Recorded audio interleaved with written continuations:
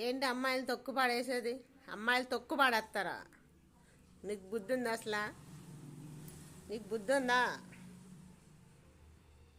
తండ్రి కదా అడుగు, అన్నగారే కదా, తమ్ముడే కదా. ఆ?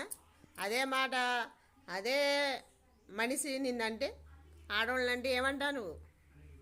అదే మాట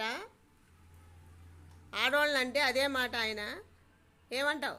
శివాజీ అదే రకంగా మాట్లాడితే ఏమంటావు నువ్వు? అమ్మాయిలు తొక్కు పడేస్తావా? అబ్బాయిలు తొక్కు పడేస్తావా? అమ్మాయిలకేనా అంత టాలెంట్ ఉన్నది, మా అబ్బాయిలకి లేదా? అవసరమా నీకు? ఏంటి తొక్కు పడేసేది? తప్పు కదా? బుద్ధి ఉందా నీకు? నీ తండ్రేనా, నీ అన్నగారేనా, నీ కొడుకేనా, నీ మధ్యగారేనా, మీ సారేనా? తప్పేనా మాట అంటాం? ఆయన అన్న ఒకటి, వీళ్ళందరినీ అన్న ఒకటా? ఆయన అన్నది ఒకటి, శివాజీని అన్నది అయినా నీ తండ్రిని, అన్నగారిని, నీ తమ్ముడిని అన్నది కూడా ఒకటే. నీకు బుద్ధి ఉందా నీకు? అన్నం తింటున్నావు కదా. అమ్మాయిలు తొక్కు పడేస్తారా?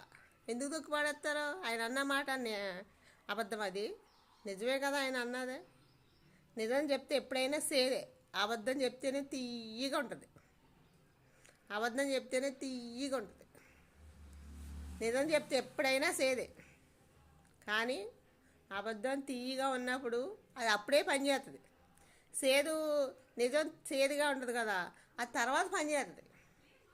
తర్వాత అయితే పని చేసినప్పుడు అప్పుడు తెలుస్తుంది దాని విలువేంటో. ఇప్పుడు తెలదావు. శివాజీ అన్నమాట నీ బిడ్డ, నీ కూతురు, నీ చెల్లెలు, నీ ఆడబిడ్డ, నీ అత్తమామల కానించి వచ్చిన, నీ తాత ముత్తాల కానించి వచ్చిన మాట శివాజీ అన్నాడు అంటే నువ్వు తొక్కుపడేస్తావు. అమ్మాయిలు తొక్కుపడేస్తావు. నువ్వు ఆంధ్రప్రదేశ్లో బతికేదానివేనా? నువ్వు ఆంధ్ర ఆడబడుసువేనా? నువ్వు దేనికి తొక్కుపడేస్తావు? తిట్టాడా నిన్ను? లేదా నిన్ను రమ్మన్నాడా? నువ్వు తొక్కుపడేస్తానికి నిన్ను రమ్మనలేదు కదా, నిన్ను తిట్టలేదు కదా. పద్ధతిగా ఉండండి, మంచి బట్టలు వేసుకోండి, మీకే గౌరవం పెరుగుద్ది.